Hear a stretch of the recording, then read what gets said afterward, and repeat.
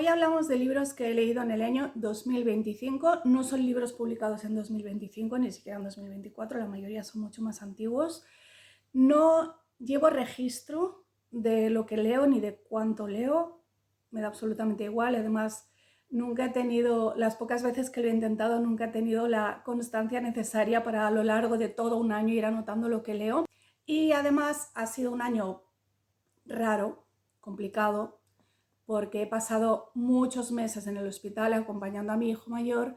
Entonces, algunos de los libros que voy a mencionar son libros que le leí a él en voz alta mientras estaba convaleciente, y solo hay uno de los 10 libros que sea una relectura. Lo voy a pensar, pero creo que solo hay uno. En general nunca me ha gustado releer, me gusta quedarme con la primera impresión que me deja un libro. Sí que es verdad que los libros de no ficción muchas veces vuelvo a ellos como un libro de consulta, pero no significa que lo vuelva a leer entero. Pero las novelas en general no me gusta releerlas, excepto las novelas de misterio. Yo soy muy de Agatha Christie, porque es un tipo de novela que te permite, no solo te permite, sino que te lleva un poco a que cuando terminas quieres ver cómo te han engañado, básicamente. Quieres ver qué me perdí en la primera lectura, incluso las veces que he acertado quién es el asesino, porque yo cuando leo ese tipo de novelas, y no hay ninguna en las 10 de hoy, pero quería hacer este paréntesis, cuando leo novelas de misterio, me gustan las novelas en las que el autor te permite jugar con él, que te da suficientes pistas, suficiente información como para que tú aciertes en quién ha hecho qué y por qué y qué es lo que ha pasado. Aún así, a veces pues no aciertas, aunque te den la información. No me gusta cuando te engañan o te omiten información importante, pero sí es verdad que dan pie a una segunda lectura para ver, detalles que en su momento te pasaron desapercibidos, luego allí los ves muy claramente. Estos 10 libros los voy a compartir sin ningún orden en específico, no es que el que me ha gustado más o el que me ha gustado menos, me cuesta mucho hacer ese tipo de ranking, porque además son lecturas muy diferentes en general. Sí lo voy a dividir entre ficción y no ficción. Tengo 6 libros de ficción y 4 de no ficción, más uno extra. Y vamos a empezar con el libro extra, que es extra porque no lo leí el año pasado, lo leí el anterior. Y es este de Stefan Zweig, nunca sé cómo se pronuncia, pero bueno, hay que le dice Zweig, hay que le dice Zweig, no sé. Este hombre escribió este libro de no ficción sobre 3 autores fundamentales en la historia de la literatura: Balzac, Dickens y Dostoyevsky.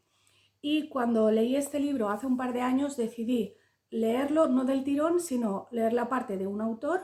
O sea, estos son como 3 ensayos. No habla de los 3 autores todo el tiempo, sino que son como 3 ensayos, uno para cada autor. Te explica la biografía y la importancia y las características de su obra. Entonces decidí que iba a leer, pues primero, el primero que va es Balzac, y luego leer novelas de Balzac.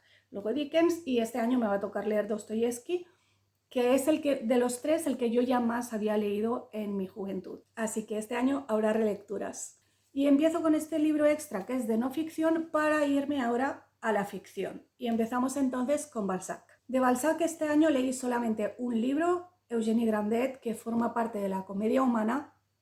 Es uno de mis autores preferidos, y recuerdo que una vez tuve una conversación con una amiga que es francesa, y me decía que ella no podía soportar a Balzac, que son los típicos libros que les tocan de lecturas obligatorias en el instituto, y entonces todo el mundo los odia, pues como en España mucha gente odia a la Regenta y la Celestina porque se los han hecho leer, o en nuestro caso el Tirant lo Blanc.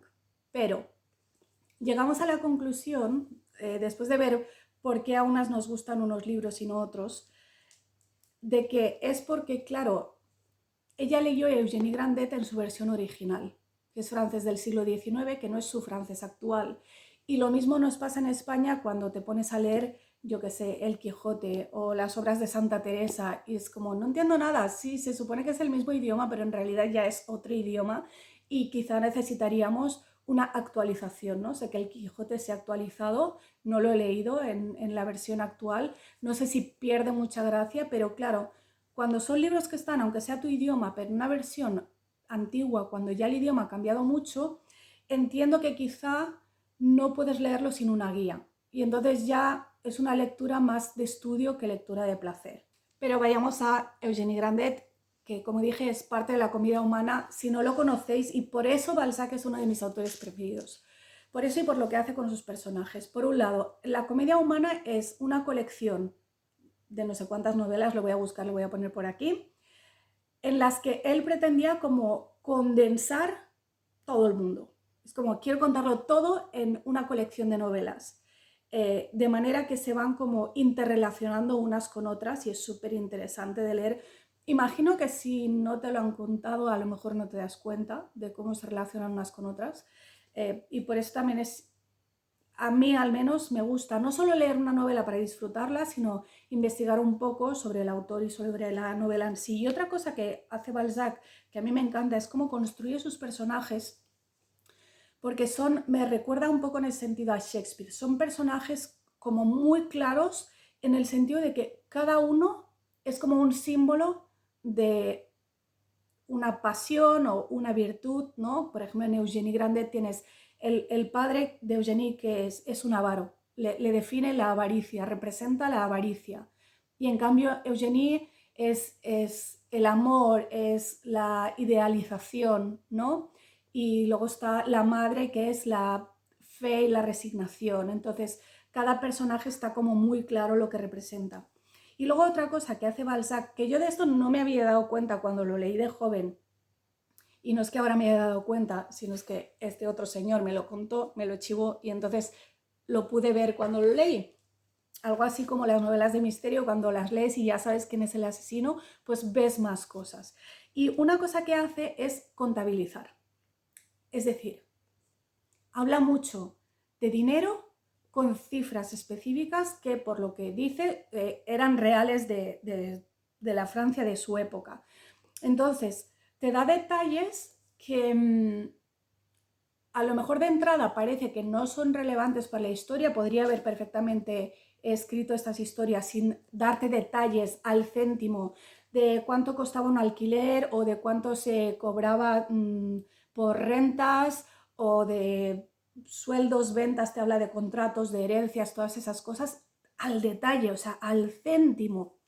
Porque uno de los grandes temas en las novelas de Balzac es el tema del dinero y como aquello de que el dinero pues es fuente de muchos males y todo eso. Entonces es algo que también podríamos haber incluido en los cursos de finanzas para padres. Después de Balzac tocaba pasar a Dickens. Yo a Dickens no le había leído, nunca había leído nada de Dickens, creo. Había leído El cuento de Navidad cuando era joven, nada más, y conocía muchas de sus historias por las adaptaciones al cine y a la televisión que se han hecho, que siempre, bueno, normalmente cuanto más antigua la adaptación, más fiel es al libro, pero la experiencia de leer el libro pues siempre es diferente. Yo leí Oliver Twist es uno de sus personajes más conocidos. Este también es un libro que le leí en voz alta a mi hijo cuando estaba convaleciente. Es un libro fácil de leer. A veces hay gente que cuando le dices grandes nombres de la literatura es no, pero yo cómo voy a leer a Dickens o a Kafka o algo así, ¿no? Es que no le tengas miedo. Es una historia muy entretenida y muy emocional. O sea, a diferencia de Balzac, que te hace esto, ¿no? Un poco más estilo Shakespeare, cada personaje representa un vicio o una virtud y es como muy claro y intenta como explicarte el mundo. Dickens va más a lo cotidiano, a lo emocional. Oliver, por ejemplo, es un personaje que tiene una psicología muy sencilla. Oliver es un niño que es bueno y le pasan cosas malas y tú sufres con él y te lo quieres llevar a tu casa, lo quieres adoptar y simplemente te digo, esto tiene la letra chiquitina y se te hace corto. Es una lectura que se disfruta porque eres capaz de empatizar. Y es verdad que, igual que en Balzac, está como muy diferenciado los buenos de los malos, digamos, ¿no? No hay como medias tintas. Y aún así, pues es algo que lo vives. Es un libro que lo vives. Y quiero decir, sin hacer spoiler, porque, a ver, es un libro del siglo XIX, a estas alturas has tenido tiempo de leerlo, que siempre hay un final feliz. En Dickens siempre busca el final feliz porque busca la justicia. Y ese es como el gran mensaje que te transmite. Es verdad que creo que el cine nos ha transmitido una imagen de Dickens como muy negra, muy triste, esa imagen que tenemos de Londres del siglo XIX, sucio, feo, peligroso. No es tan así en las novelas, eso viene más del cine y él se va más a lo cotidiano. Es verdad que describe todo eso, pero se va más a lo cotidiano y se va más a lo íntimo, a lo emocional y siempre eso, siempre buscando el final feliz y buscando la justicia poética. La siguiente novela es otro clásico, clásico, clásico que yo no había leído y que solo conocía por las adaptaciones al cine. Y es Frankenstein. Así, te lo voy a enseñar. Frankenstein. Frankenstein es uno de esos personajes que se ha comido a su autora, que se ha comido incluso la historia que te cuenta la novela, porque en las adaptaciones cinematográficas es un personaje que da mucho juego. Entonces han hecho cosas con él que no tienen nada que ver con la novela. Estos personajes clásicos que ya prácticamente se han convertido en un mito, al final tienen como vida propia. De hecho, es una excelente metáfora del personaje del monstruo de Frankenstein, porque supera a su creador y adquiere vida propia y tiene voluntad propia. Y entonces, claro, es un personaje que da mucho juego y se ha hecho con él cosas que en la novela realmente no se reflejan. Tengo que decir que me parece que no es una novela que esté ni bien escrita ni bien construida.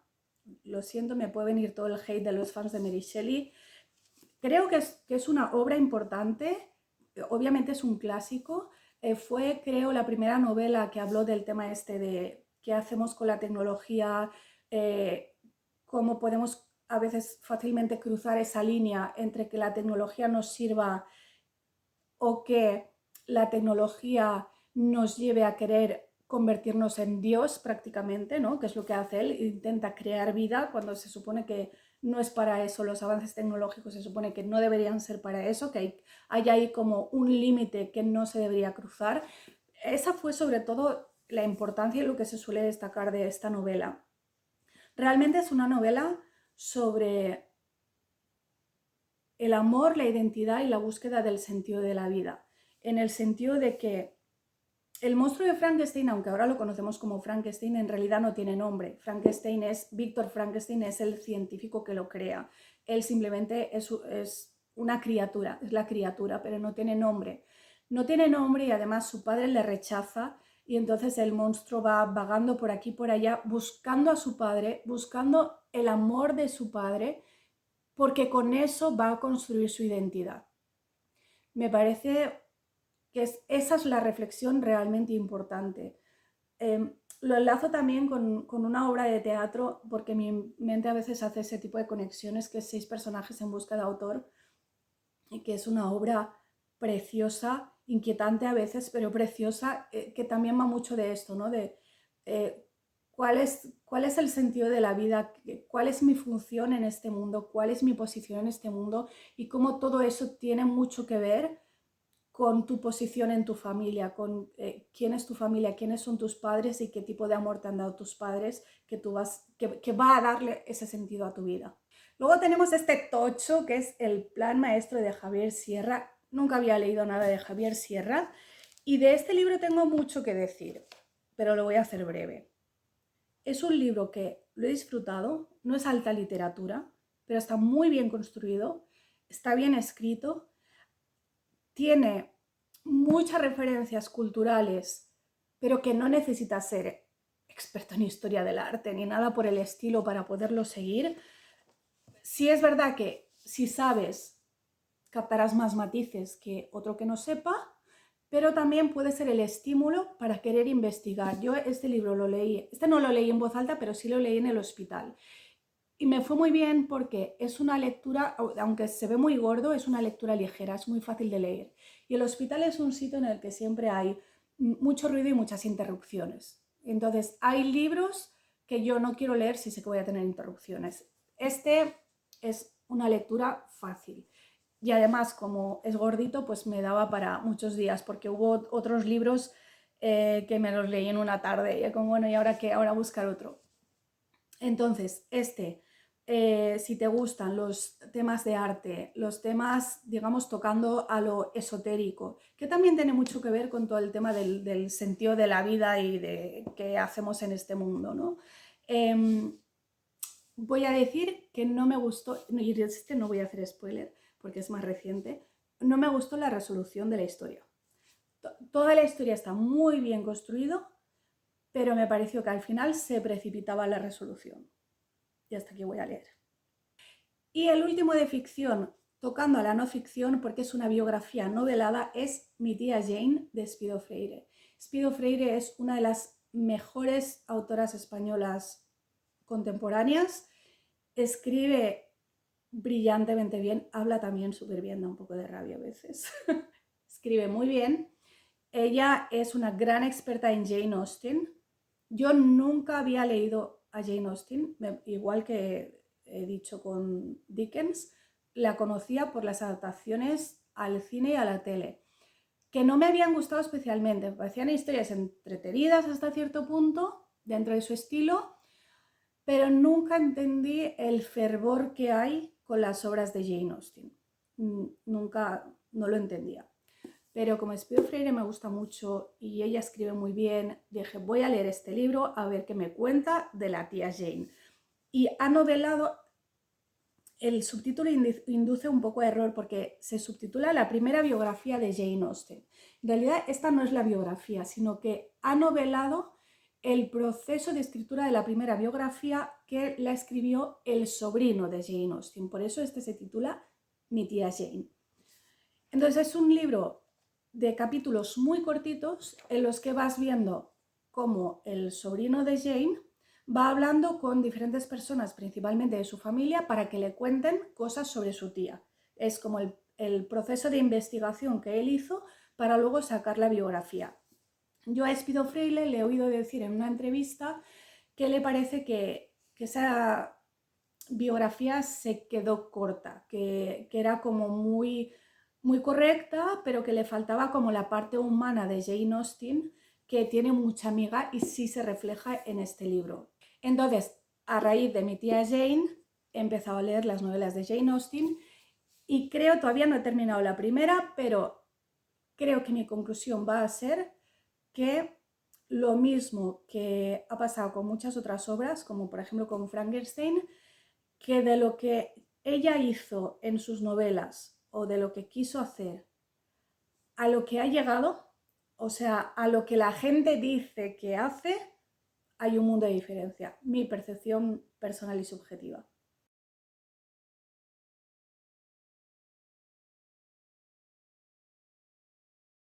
Y ahora vamos con la ficción, que si eres usuario habitual de este canal sé que es lo que os gusta más, porque puse el otro día una encuesta para ver si leíais más ficción o no ficción y ganaba por goleada la ficción. Creo que voy a hacer un vídeo explicando por qué hay que leer más ficción. De los 4 libros de no ficción que traigo hoy, he leído más, pero he elegido estos 4 porque me parecen relevantes cada uno a su manera. Voy a empezar por el que menos me ha gustado, que es The End of Education.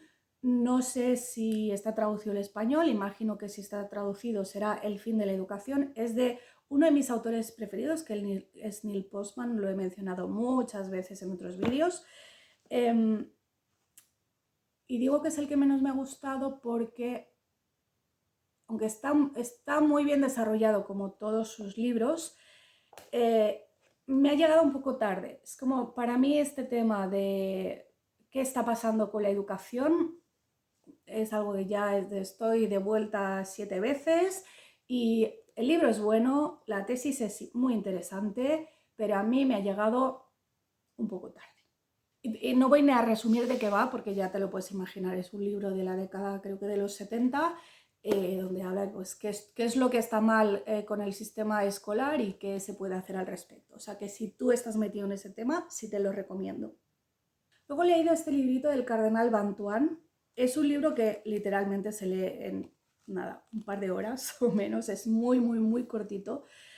Lo escribió estando en la cárcel. Su historia es espectacular y solo lamento que sea tan corto, que no se haya profundizado más o que alguien no haya venido a hacer lo que hizo Espído Freire con la biografía de Jane Austen, que alguien venga y nos amplíe esta historia, por favor, porque este tipo estuvo no sé cuántos años era, estuvo un montón de años encerrado, pasó 13 años en la cárcel, 9 de ellos en régimen de aislamiento.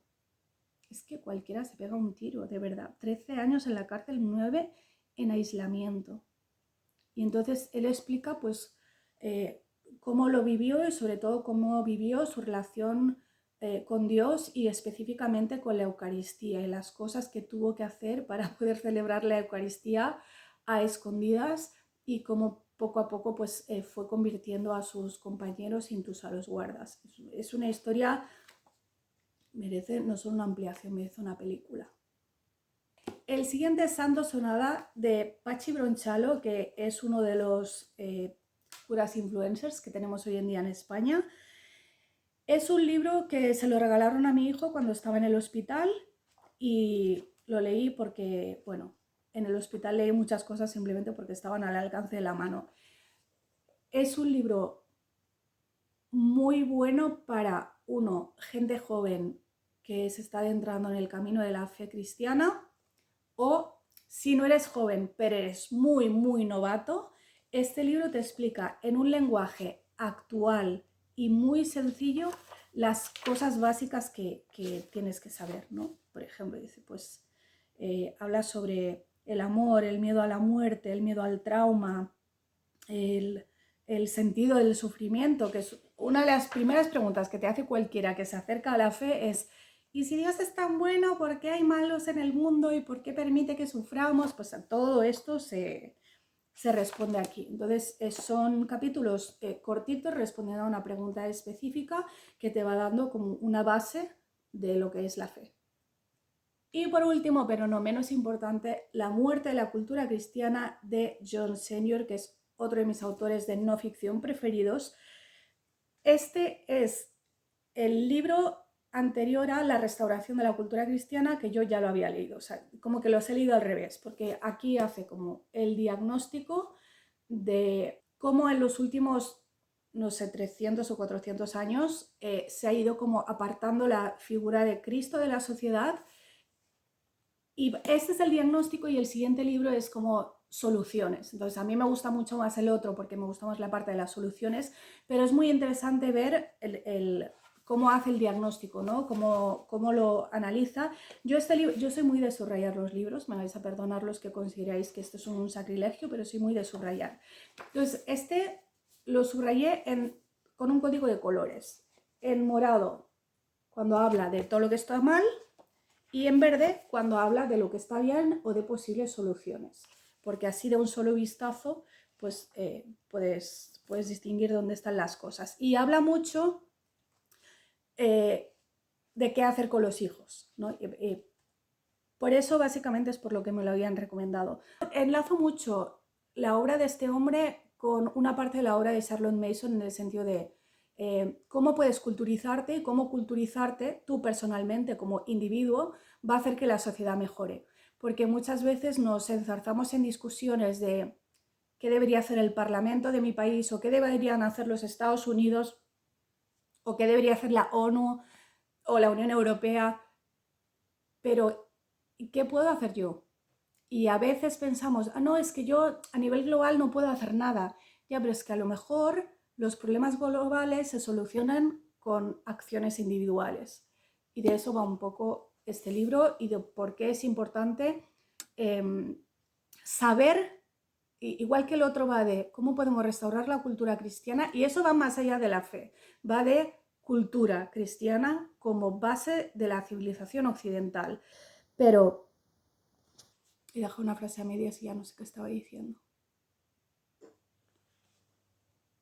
En general, una cosa que encuentro en los libros, en muchos libros de no ficción de la década de los años 70, es que te hacen un análisis muy certero de cómo hemos llegado a donde estamos hoy, de por qué hoy estamos como estamos. Muchas veces cuando tratamos de analizar los problemas de la sociedad actual, por ejemplo, y muchas veces la gente lo resume a Internet y las redes sociales. esta gente escribió antes de que existieran Internet y las redes sociales y ya te estaban hablando de lo que está pasando hoy en día. O sea que hay que mirar un poco más atrás y ver qué han dicho y qué advertencia nos han hecho los que han venido antes que nosotros.